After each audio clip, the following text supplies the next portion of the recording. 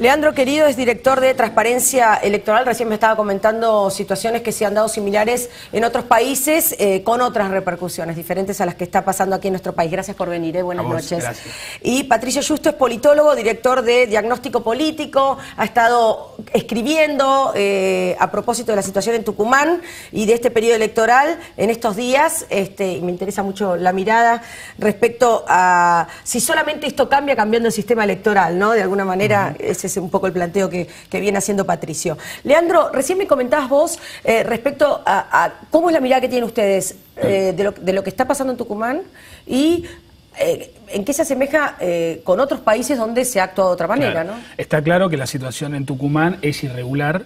Está trabajando el escrutinio definitivo, habrá que esperar los resultados, pero ha sido una elección que deja mucho que desear.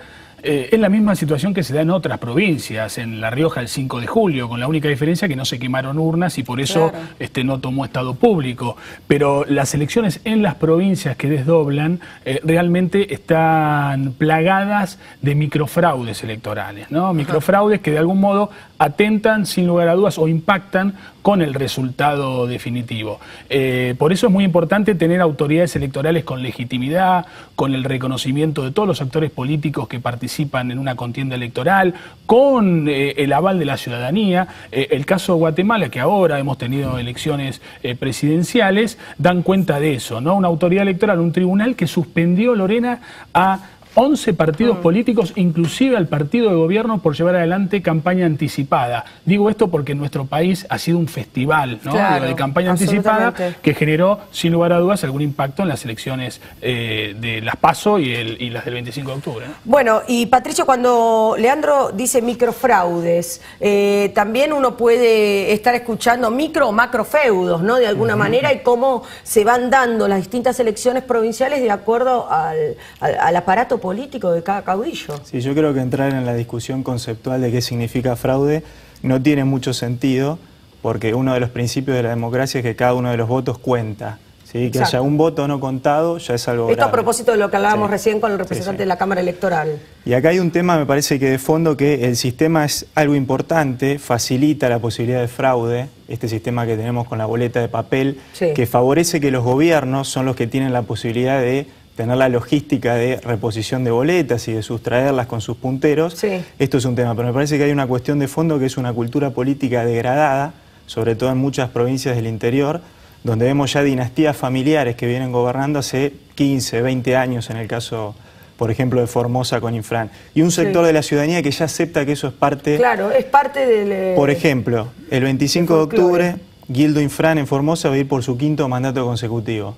Va a haber muchos chicos que van a votar por primera vez y cuando ellos nacieron, Guildo Infran ya era gobernador. Ese es el problema de fondo en Argentina, me parece. Bueno, ¿y el sistema electoral de qué manera puede cambiar estas cuestiones tan de fondo, ¿no? Cambiando el sistema. Bueno, el debate sobre el sistema electoral, sobre el cambio del sistema de votación, sin lugar a dudas, es algo que se tendrá que dirimir con el próximo Congreso, ¿no? Creo que hay condiciones, después de diciembre, para debatir en serio un cambio en el sistema de votación. Ahora, la verdad es que hoy ha sido como una suerte de supermartes, porque se produjeron dos eventos importantes. Por un lado, la Cámara Nacional Electoral se reunió con las ONGs y por otro lado, en el Congreso, un interbloque de la oposición presentó medidas concretas para mejorar, para darle garantías al sistema de votación, a las elecciones, de aquí al 25 de octubre. ¿Cómo cuáles? Y bueno, muchas de ellas tienen que ver con el papel del correo, ¿no? Ha dejado mucho que desear el correo. En Tucumán, por ejemplo, se hizo cargo también no solo de la logística, también de la carga, y el sistema, el escrutinio provisorio se clavó en el 80%, es decir, no se procesaron el 20% de los telegramas, realmente algo escandaloso, ¿no? Y en las PASO también hubo problemas con las denuncias que todos conocemos de Vidal y Felipe Solá, que han recuperado, hoy se dijo en el Congreso... Felipe Solá, 88.000 hasta donde yo sabía. Claro, bueno, hoy un diputado en el Congreso dijo que la sumatoria de todos los candidatos que han reclamado votos o este tipo de circunstancia en las PASO, se han recuperado 500.000 votos. sumados los de Solá, Vidal y el resto de los candidatos. Estamos hablando de una diferencia muy importante. Por lo tanto, ahí lo que pedía la oposición es más control. Más control, aquí se escuchó al titular del Correo argumentando que el Correo hace controles internos, pero la verdad es que necesitamos muchas más garantías, controles cruzados, control externo. La oposición ha pedido inclusive un fiscal presente en los centros de carga, en los distintos centros de carga que tiene el Correo. Esto es algo importante porque hasta ahora los partidos políticos se habían dedicado a tratar de poner un fiscal en cada mesa. Pero ¿y qué pasa a la hora de...? Bueno, exacto. De hecho la Cámara Electoral está un poco buscando eso, ¿no? Esta cuestión de custodia, el tema de los GPS, exacto, de ver para dónde van los camiones. Exacto. Y otro tema que se pidió, Lorena, fue el fortalecimiento de una figura muy importante, que no está en la normativa, no está en el Código Nacional Electoral, pero sí es una decisión administrativa muy importante, que tiene que ver con el delegado judicial. Esta persona que está en cada centro de votación cumpliendo tareas muy importantes, resguardando la integridad del comicio. Pero falta, porque en la provincia de Buenos Aires, que tiene alrededor de 5.000 mesas, hubo solo 4.000 delegados judiciales. Es decir, hubo 1.000 centros de votación sin la presencia de este delegado judicial, que la verdad es que es un aporte significativo. Patricio, y mirando un poco más con distancia, ¿no? Viendo todo lo que está pasando en Tucumán, desde el 23 de agosto que no sabemos, que bueno, la única resolución hoy fue que se pidió que no se diga, no se proclame ningún ganador ni perdedor, pero estamos con más dudas que certezas. ¿De qué manera lo de Tucumán afecta las elecciones que se vienen, ¿no? Y sobre todo las nacionales? Yo creo que puede afectar un poco en el clima político previo, que se ha enrarecido efectivamente, pero en términos electorales puede llegar a haber un impacto en la provincia de Tucumán, porque para ese distrito fue una conmoción muy fuerte lo que pasó, sí, por la escala de las irregularidades y sobre todo por lo grotesco, ver la foto de la urna quemada. Yo creo que esa imagen de la urna quemada fue un impacto muy fuerte, es intolerable ya para la sociedad argentina asistir a esas escenas.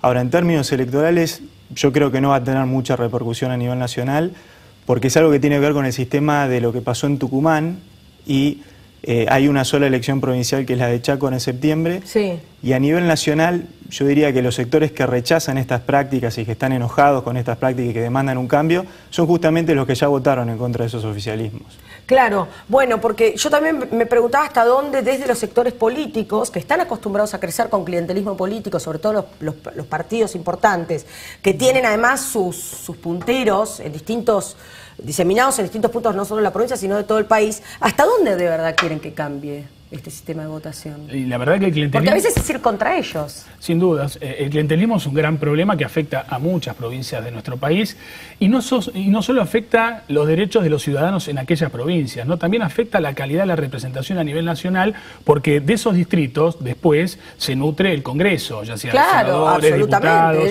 Salen los representantes. Exacto. Por eso es un problema de todos, ¿no? Es un problema de todos. Yo siempre traigo el caso de Gerardo Zamora en Santiago del Estero, en donde, bueno, la provincia tiene 23 distritos y Zamora en 15, en el 2013, ganó con más del 90%. En un distrito llegó a ganar con el 97% de los votos. ¿Y eso qué significa? Significa que le encontraron la vuelta al sistema electoral. Claro, le encontraron la vuelta para imponerse ya con una mayoría grosera. Exacto. De alguna manera. Bueno, hablando de groserías, hemos visto en estos días en Tucumán familias enteras decir, todos nosotros vinimos y votamos acá, y no hay un solo voto del partido al que votamos en esta mesa, ¿no? El problema es que este sistema permite la realización de fraude en distintas etapas, en distintas instancias. ¿Cómo es eso? Por ejemplo, en un primer momento hemos visto casos de urnas que ya llegan con votos o que son rellenadas al inicio de la apertura del acto electoral.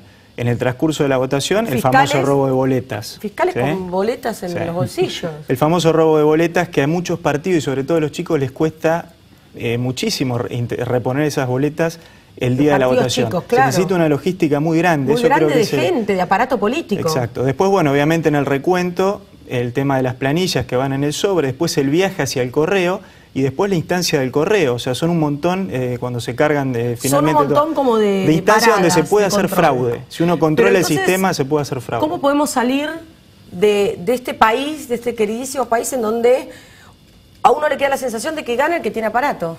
Claro, claro, eso es lamentable, pero los problemas culturales se cambian. Digo, cuando desde el Estado hay voluntad de cambiar algunas pautas culturales, eso se logra. Aquí está confundido el tema del folclore con el delito electoral. También. Es un problema de cultura política, pero todo eso hay que, de algún modo, plantearlo en una mesa, discutirlo y tomar medidas, como de política pública, para atender estos problemas que tenemos, para comprender que no es folclore, que es un delito. Robar boletas no es parte del juego, no es un divertimento, es un delito.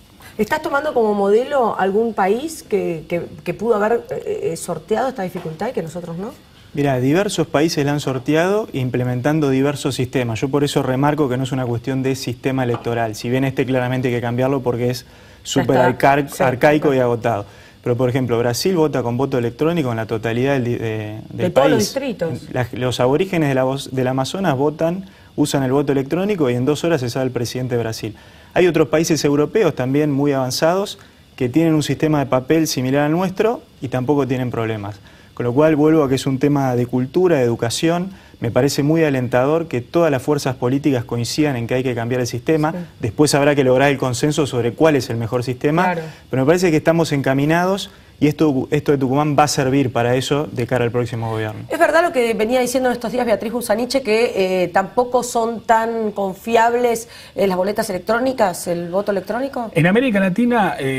nosotros con Uruguay votamos con la lista sábana, boleta múltiple. Sí. El resto vota con boleta única papel y Brasil y Venezuela con urna electrónica, voto electrónico.